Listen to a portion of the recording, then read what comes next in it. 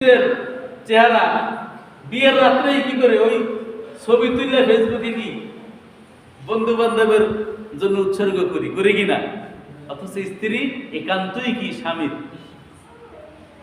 তাকে কি অন্য লোকের দেখার কি নাই, হক নাই, কিন্তু আমরা করতেছি বেহক যেটা সেটা। তার ছবি তুলে কি করি বন্ধু বান্ধবরে পাঠাইয়া দেই। স্ত্রীর সাথে কি কথা হয়, কি বলে, যা কিছু করে সবকিছু কি বন্ধু বান্ধবরা শেয়ার করে, অথচ সেটা কি গোপনীয় বিষয়, এটা রাখতে হবে গোপন, সেটাকে করে দেয় কি ওপেন। আমার ভাইরা, উনি চিন্তা করতেছে যে এই স্ত্রীর মুক্ত মানুষকে দেখানো যাবে না।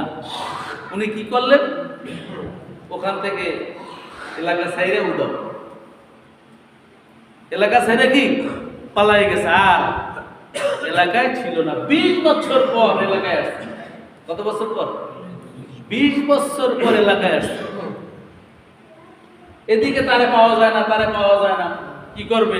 মা বাবা কি করছে, পুত্রবধূকে বাড়িতে নিয়ে আসছে, কিন্তু ওই যে এক রাত্র ছিল, এক রাত্রেই কি সে সন্তান সম্ভব হলো, এবং সন্তানও হলো। সন্তানের নাম রাখা হলো মুহাম্মদ। তো এরপরে সন্তান আস্তে আস্তে বড় হলো, সন্তানকে দিন শিখানোর মা যেহেতু, বাকি সব গুণ তো মায়ের আছে, একটা গুণ নাই, কোনটা? সৌন্দর্য নাই, চেহারা নাই, বাকি সব গুণ তো আছে। ওই গুণ দিয়া তার সন্তানকে কি করেছেন, লালন পালন করে বড় করেছেন। সন্তান সুশ্রী, বাবার সুরাত পাইছে, সুশ্রী হয়েছে। এখন ওই লোক 20 বছর পর রাতের বেলা আসছে নিজের গ্রামে। রাতের বেলা এসে থাকে এশার নামাজের সময়, তো বলছে যাক নামাজটা পড়ে নেই। মসজিদে ঢুকছে, মসজিদে ঢুকে দেখে যেই ছেলেটা নামাজ পড়াইছে তার বয়স 18-19 বছর হবে। তার এত সুন্দর মধুর তেলাওয়াত, এত সুন্দর তার চেহারা, দেখে সে বিমোহিত হয়ে গেল। নামাজ শেষে লোকজন চলে যাচ্ছে, উনি কি এক কর্নারে চুপচাপ বসে রয়েছে, কারোর সাথে দেখা করে না, রুমাল দিয়ে চুপচাপ বসে রয়েছে, চুপচাপ বসে থাকছে। সবাই যখন চলে গেলে ছেলেটাকে ডাক দিছে, বাবা তোমার বাড়ি কোথায়? তো বলছে বাড়িটা কাছেই। তোমার বাবার নাম কি? পরে বাবার নাম বলছে, সব পরিচয় যখন দিছে, পরিচয় দেওয়ার পরে বলছে আপনার পরিচয় কি?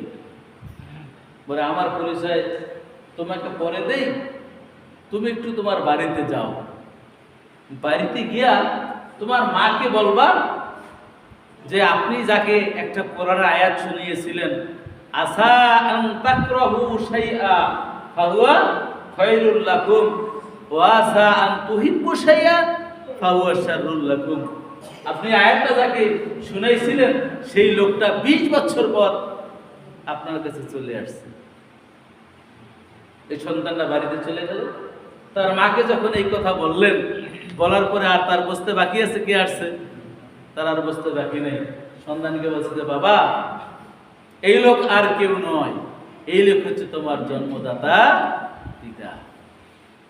আমার ভাইয়েরা, তাহলে সন্তানের 1 নম্বর হক হচ্ছে ভালো একটা মা। তাহলে ভালো একটা মা হলে কি হয় দেখেন, একটা রাত শুধু তার বাবার সান্নিধ্যে তার মা ছিল, কিন্তু তার মা কি করেছে, তার আদর্শ দিয়ে তাকে এত আদর্শবান হিসেবে তৈরি করেছেন। এই সন্তানটা 4 জন, সারা পৃথিবীর 4 জন ইমামের একজন ইমাম। এত যোগ্যতা, এত মর্যাদা আল্লাহ তাকে দান করেছেন, কার বদৌলতে? নেককার একজন মায়ের বদৌলতে। সম্মানিত ভাইয়ের জন্য সন্তানের হক, আমরা ভালো সন্তান চাই, কিন্তু এই বিষয়টা আমরা কি খেয়াল করি না। তাহলে আমরা যারা বিবাহ করি নাই, 4টে জিনিস আল্লাহ নবী বলছেন তোমরা বিবাহ করবা 4টে জিনিস দেখে। 1 নম্বর কি? দিনদারি, তার দিনদারি দেখবা। 2 নম্বরে তার বংশ। 3 নম্বরে